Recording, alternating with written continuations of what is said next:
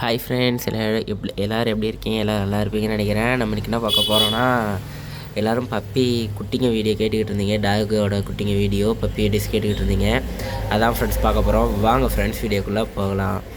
Friends வேறு ஒன்றும் இல்லை, என்னன்னா இன்றைக்கி வந்து பப்பீஸோட மதரை வந்து ஹாஸ்பிட்டல் கூப்பிட்டு போக வேண்டிய சூழ்நிலை ஆகிட்டு, அதான் பப்பீஸ் எல்லாம் கண்ணு முழிச்சிட்டானுங்க, நல்லா ஆக்டிவ் ஆகிட்டானுங்க, சுற்றிக்கிட்டு வரானுங்க. அடிக்கடி இந்த திண்டை தாண்டி இந்த சாக்கை தாண்டி இங்கிட்டு வந்து விழுந்து கத்திக்கிட்டு அடைப்பானுங்க. நைட்டெலாம் ஒரே கத்தி, நம்மளை தூங்க விட்றதே இல்லை. நைட்டெலாம் என்னோடய வண்டி வீலுக்குள்ளே போய்கிட்டு, இந்த ஸ்கூட்டி வீல் இருக்குல்ல ஃப்ரெண்ட்ஸ், இந்த கேப்பில் இங்கிட்டு வந்துட்டான், இங்கிட்டு இருந்து ஏறி இதுக்குள்ளே போய் இப்படி தலையை விட்டு மாட்டிக்கிட்டு கத்திட்டு கிடக்கான். அதுக்கப்புறமா வந்து எடுத்து விட்டு விடிய காலில் 3 மணிக்கு அம்மா நைட்டு 12 1 மணிக்கெலாம் இப்படி மாட்டிக்கிட்டு கத்துவானுங்க. நம்ம வந்து எடுத்து விடணும், தூங்கவே முடியாது. அது கொஞ்சம் இருந்துச்சு. இப்போ இன்றைக்கி என்ன ஆகிட்டுனா, ஒரு 3 நாளாக வந்து இதோட மதருக்கு, அதாவது நம்ம ரூபிக்கு வந்து லூஸ் மோஷன் போக ஆரம்பிச்சிட்டு ஃப்ரெண்ட்ஸ். என்ன ஆச்சுன்னு தெரில. லூஸ் மோஷன் போனாலும் பால் கொடுக்காத நிப்பாட்டில் பால் கொடுத்துக்கிட்டே தான் இருக்கான். ஆனால் இதுக்கு மேலே இப்படியே போனால் அவன் வீக்காகி அவனுக்கு எதாவது ஆகிட்டுனா அடுத்த குட்டிங்களை வந்து பார்க்க முடியாது. அதனால் நம்மளால் குட்டிங்களை பார்க்க முடியாது. அதனால் என்ன செய்ய போகிறோம்னா, இதில் வந்து ஹாஸ்பிட்டல் கூப்பிட்டு போயிடலான்னு சொல்லிட்டு முடிவு பண்ணியிருக்கோம். அதே மாட்டாஸ்பத்திரி தான். ஒவ்வொரு இதுக்காக கூப்பிட்டு போகிறோம். ஃபஸ்ட்டு கோழி கூப்பிட்டு போனோம், 2ஆவது முயல் கூப்பிட்டு போனோம், இப்போ நாய்க்கு கூப்பிட்டு போகிறோம். அடுத்தால எதுக்கு கூப்பிட்டு போகணுன்னு தெரில சத்தியமாக. சரி ஃப்ரெண்ட்ஸ், இன்றைக்கி நம்ம கூப்பிட்டு போவோம். அதுக்கு முன்னால் அவன் பாத்ரூம் போயிருக்கான் மொட்டை மாடியிலலாம். அதெல்லாம் கொஞ்சம் ஃபோட்டோ எடுத்துகிட்டு போனால் தான் அவங்கள்ட்ட காமிச்சு கேட்க முடியும். அப்போ அவங்க அதுக்கு முன்னால் ஒரு 2-3 மருந்து நான் கடையிலேருந்து வாங்கி கொடுத்தேன். அந்த மருந்தெல்லாம் நம்ம ஃபோட்டோ எடுத்துகிட்டு போகணும். அதெல்லாம் எடுத்துகிட்டு போயிட்டு அவங்கள்ட்ட கேட்டால் தான் தெரியும், எதில் ஏதாவது நம்ம கொடுத்த ஏதாவது தப்பு இருக்கான்னு சொல்லி கேட்டால் தான் தெரியும். இப்போது பார்ப்போம். இப்போ கூப்பிட்டு தான் போகணும். இங்கேருந்து எப்படி நிற்க போகிறான்னு தெரில ஸ்கூட்டியில் முன்னால். அதுபோக நிறைய பேர் வந்து அட்வைஸ் பண்ணியிருந்தீங்க, பெரிய ஆட்கள் எல்லாருமே, தம்பி நீ வண்டியில் போகும்போது ஹெல்மெட் போட்டு போ, நீ ஹெல்மெட்டே போட மாட்டேங்கியன்னு சொல்லியிருந்தீங்க. ஆமாம் சார், ஆமாம் ப்ரோ, நான் வந்து ஆமாம் ஃப்ரெண்ட்ஸ், நான் வந்து ஹெல்மெட் போடல 2-3 தடவையாக.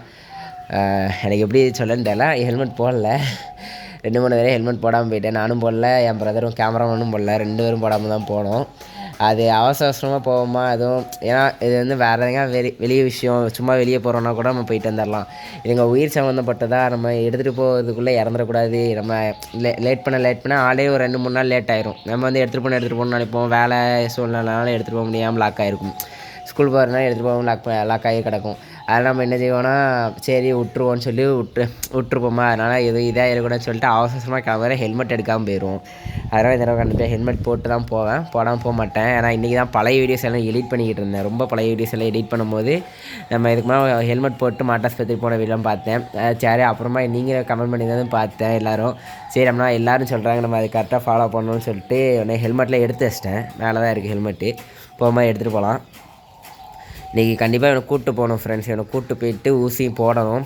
2 விஷயம் இருக்குது. ஒன்று வந்து இவன் காலை வந்து ரொம்ப நொண்டுறான், முன்னால் இருக்க காலை வந்து ரொம்ப நொண்டுறான். இப்போ வந்து நிற்கிறது நல்லா நிற்கானா ஃப்ரெண்ட்ஸ். இப்போ வந்து ஓடும் போதோ இல்லைனா நம்ம ரொம்ப உன்னிப்பாக கவனிக்கும் போதெல்லாம் காலை நொண்டி நடக்கிறான். இவனும் சரி அவனும் சரி, அவன் பின்னங்காலே அவன் முன்னங்கால், என்னாச்சுன்னு தெரில. அது கொஞ்சம் பார்க்கணும். நம்ம எல்லாமே நோட் பண்ணணுங்களே, சாப்பாடு என்னெல்லாம் கொடுத்தோம், அப்புறமா என்ன மருந்து கொடுத்தோம், எல்லாமே நோட் பண்ணி அவங்கள்ட்ட சொன்னால் தான் வந்து கரெக்டான இது வந்து எடுப்பாங்க டிசிஷனு. இப்போது கூப்பிட்டு போவோம். எப்படி நிற்க போகிறான்னு தெரில. ஏன்னா நார்மல் நாயினா கூப்பிட்டு போயிடலாம், குட்டியோட கிடக்காங்க, இப்படியே துள்ள இறங்க பார்ப்பான், ஓட மாட்டான். வைப்போம் இறங்க நம்ம காலுக்குள்ள தான் நிற்பான். அவன் ஓடிடும். அவனை கூப்பிட்டு போக முடியாது, ஒத்தாளா 2 ஆள் இருந்தாலும் கூப்பிட்டு போக முடியும். இன்றைக்கி இவனை மட்டும் கூட்டிகிட்டு போவோம், அவனை இன்னொரு நாள் கூட்டிகிட்டு போவோம். என்ன செய்ய போகிறேன்னு தெரில. சரி, நான் வண்டியை இறக்கி அவனை ஏற்றிட்டு உங்களுக்கு வந்து காமிக்கிறேன் ஃப்ரெண்ட்ஸ்.